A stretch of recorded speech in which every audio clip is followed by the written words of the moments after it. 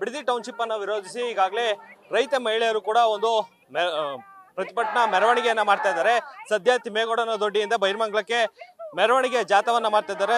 ಈಗ ಸದ್ಯ ದೃಶ್ಯಾವಳಿಗಳಲ್ಲಿ ನೋಡ್ತಾ ಇರ್ಬೋದು, ಏನು ಮಹಿಳೆಯರೆಲ್ಲ ಕೂಡಿ ಸದ್ಯ ಏನು ಸರ್ಕಾರದ ವಿರುದ್ಧ ಸಾಕಷ್ಟು ಆಕ್ರೋಶವನ್ನು ವ್ಯಕ್ತಪಡಿಸುವ ಮೂಲಕ ತಮ್ಮ ಬೇಡಿಕೆಗಳನ್ನ ಈಡೇರಿಸಬೇಕು ಅನ್ನೋ ಒಂದು ನಿಟ್ಟಿನಲ್ಲಿ ಈಗಾಗಲೇ ಎಲ್ಲ ರೀತಿಯ ಘೋಷಣೆಗಳನ್ನ ಕೂಗ್ತಾ ಇರ್ತಕ್ಕಂಥದ್ದು.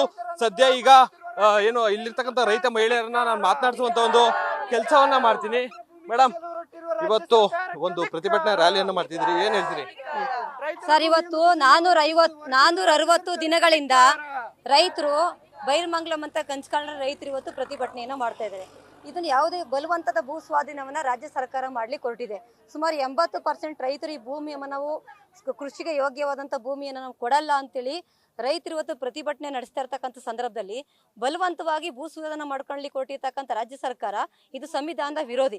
ಯಾಕೆ ಅಂತ ಹೇಳಿದ್ರೆ ಇಲ್ಲಿ ಬಂಜರು ಭೂಮಿ ಯಾವುದೇ ಬೆಳೆ ಬೆಳೆಯಲ್ಲ ಅಂತ ಹೇಳ್ತಾ ಇದ್ದಾರೆ. ಈ ಸುತ್ತಮುತ್ತ ನೀವೆಲ್ಲ ಮೀಡಿಯಾದವ್ರು ಎಲ್ಲರೂ ನೋಡಿದ್ರೆ ಯೂಟ್ಯೂಬ್ ಚಾನಲ್ಗಳಲ್ಲಿ ಇಡೀ ಎಲ್ಲ ಸೋಷಿಯಲ್ ಮೀಡಿಯಾಗಳಲ್ಲೆಲ್ಲ ನೋಡ್ತಾ ಇದೀವಿ. ಅಂಗೈ ಅಗಲನ್ನು ಸಹ ಜಾಗ ಇಲ್ದಿರ್ತಕ್ಕಂಥ ರೀತಿಯಲ್ಲಿ ಇಲ್ಲಿ ಸುತ್ತಮುತ್ತ ಇರ್ತಕ್ಕಂಥ ರೈತರು, ಅದು ಅಲ್ಲದೆ ಎಸ್ಪೆಷಲ್ ರೈತ ಮಹಿಳೆಯರು ಕೃಷಿಯನ್ನ ನಂಬಿ ಇವತ್ತು ಅವ್ರ ಗದ್ದ ಹೊಲಗಳಲ್ಲಿ ಅವ್ರು ಬದುಕಿದೆ, ಗದ್ದ ಹೊಲಗಳಲ್ಲಿ ಅವ್ರ ಕನಸಿದೆ. ಅವ್ರ ರಕ್ತ ಬೆವರು ಸುರಿಸಿ ಇವತ್ತು ಹೈನುಗಾರಿಕೆ ಮಾಡ್ಕೊಂಡು ಅವರು ರೇಷ್ಮೆ ಬೆಳ್ಕೊಂಡು ತರಕಾರಿಗಳನ್ನ ಬೆಳೆದು ವಿಭಿನ್ನವಾದಂಥ ಬೆಳೆಗಳನ್ನ ಬೆಳೆದು ಇವತ್ತು ಬೆಂಗಳೂರು ನಗರಕ್ಕೆ ಇವತ್ತು ಕಳಿಸ್ತಾ ಇದ್ದಾರೆ.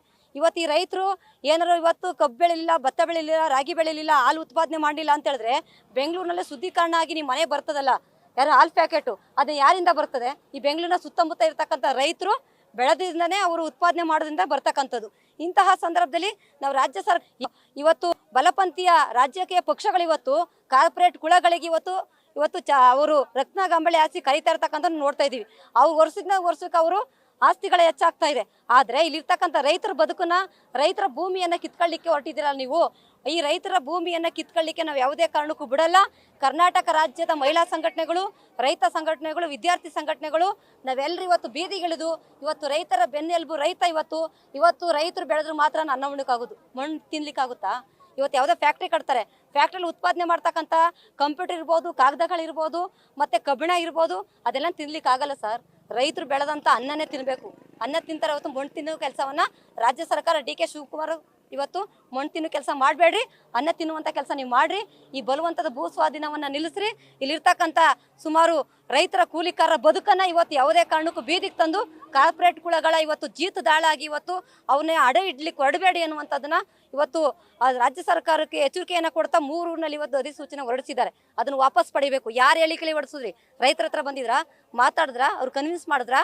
ಅವ್ರನ್ನ ಯಾವುದೇ ಕಾರಣಕ್ಕೂ ರೈತರನ್ನ ಇವತ್ತು ವಿಶ್ವಾಸಕ್ಕೆ ತಗೊಳ್ದಾನೆ, ಅವ್ರ ಜೊತೆ ಮಾತುಕತೆನೂ ಮಾಡ್ದಾನೆ, ಇಲ್ಲಿ ಸ್ಥಳದ ಹತ್ರ ಬಂದು ಪರಿಶೀಲನೆ ಮಾಡ್ದಾನೆ, ಎಲ್ಲೋ ಎಸಿ ರೂಮಲ್ಲಿ ಕೂತ್ಕೊಂಡು ದುರಂಕಾರದ ವರ್ತನೆಗಳಿಂದ ಈ ರೈತರ ಭೂಮಿಯನ್ನು ವಶಪಡಿಸ್ಕೊಳ್ಳಿಕ್ಕೆ ನಾವು ಯಾವುದೇ ಕಾರಣಕ್ಕೂ ಬಿಡಲ್ಲ. ಇವತ್ತು ನಾವಿದ್ರೆ ನಿಮ್ ಸರ್ಕಾರ, ನಾವಿಲ್ಲ ಅಂತ ಹೇಳಿ ಕೇಳಂತದ್ದು ಈ ಒಂದು ಕೂಗು ಡಿ ಕೆ ಶಿವಕುಮಾರ್ ಅವ್ರಿಗಾಗ್ಲಿ ಸರ್ಕಾರಕ್ಕಾಗ್ಲಿ ಕೇಳ್ತಿಲ್ವಾ ಅಂತ.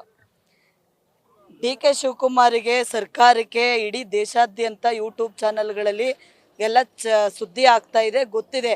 ಆದರೆ ಅವರ ದುರಾಂಕಾರಿ ವರ್ತನೆ ಏನು ಅಂತ ಹೇಳಿದ್ರೆ, ಮತದಾನ ಬೇಕಾದಾಗ ಮಾತ್ರ ಮತ ಹಾಕಿಸ್ಕೊಳ್ಳಿಕ್ಕೆ ರೈತ ಕೂಲಿಕಾರ ನಿಮ್ಮ ಪರವಾಗಿದ್ದೀನಿ, ನೀವೇ ನಮ್ಮ ದೇವರು, ನಾನು ರೈತರ ಬೆನ್ನೆಲುಬಾಗಿ ನಾನು ನಿಲ್ತೀನಿ ಅಂತೇಳಿ ಹೇಳ್ತಾರೆ ಹೊರತು ಇವತ್ತು ಅವ್ರ ಕಣ್ಣಿಗೆ ಒಂದೇ ಒಂದು ರೈತರ ಭೂಮಿ ಕಿತ್ಕೋಬೇಕು ಅಷ್ಟೇ.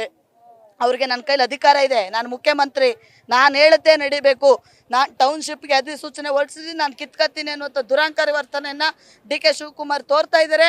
ಆ ದುರಾಂಕಾರಿ ವರ್ತನೆ ರೈತರ ಮುಂದೆ ನಡೆಯೋದಿಲ್ಲ. ಇದು ಪ್ರತಿ ಹಳ್ಳಿಗಳಿಗೂ ಹೋಗುತ್ತೆ.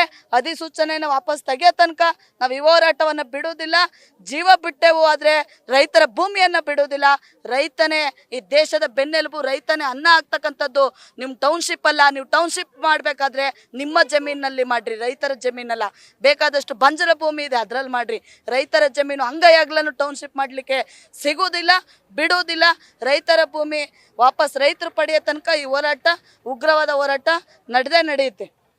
ಮೇಡಮ್, ಈಗ ಕಡೆಯದಾಗಿ 2.5 ಕೋಟಿ ಹತ್ತತ್ರ ಕಾಸನ್ನ ಕೊಡ್ತೀವಿ, ಭೂಮಿನ ಕೊಡಿ ಅಂತ ಒಂದು ಮಾತನ್ನ ಡಿ ಕೆ ಶಿವಕುಮಾರ್ ಅವರು ಹೇಳ್ತಿದ್ದಾರೆ, ಏನು ಹೇಳ್ತೀವಿ? ನಾವು ಯಾವುದೇ ಕಾರಣಕ್ಕೂ ಅವ್ರು 5 ಕೋಟಿ ಕೊಟ್ಟರು ನಾವು ಭೂಮಿಯನ್ನು ಬಿಡುವುದಿಲ್ಲ ಸರ್. ಅವರು ಎಷ್ಟೇ ಎಕರೆಗಟ್ಟಲೆ ಬಂಗ್ಲೆಗಟ್ಟಲೆ ಹಿಡಿದು ಮಾಡಿದ್ದಾರೆ, ಅವರು ಮೊಮ್ಮಕ್ಕಳು ತಲೆಗಂಟ್ಲು ಹಿಡಿದು ಮಾಡಿದ್ದಾರೆ. ಅದರಲ್ಲೇ ಮಾಡ್ಕೊಳ್ಳಿ. ನಮ್ಮ ರೈತರ ಭೂಮಿಗೆ ಬಂದರೆ ಯಾವುದೇ ಕಾರಣಕ್ಕೂ ನಮ್ಮ ರೈತರು ಬಿಡೋದಿಲ್ಲ ಸರ್ ಭೂಮಿನ. ಇಷ್ಟು ರೈತ ಹೋರಾಟಗಾರರ ಮಾತು ಹಾಗೆ ರೈತ ಮಹಿಳೆಯರ ಮಾತಾಗಿರ್ತಕ್ಕಂಥದ್ದು. ಕ್ಯಾಮರಾಮನ್ ಅರ್ಷಿತ್ ಜೊತೆ Mohan, news first, Byramangala. News first ನಿರ್ಭೀತಿಯಿಂದ ನಿಮ್ಮ ಪರವಾಗಿ.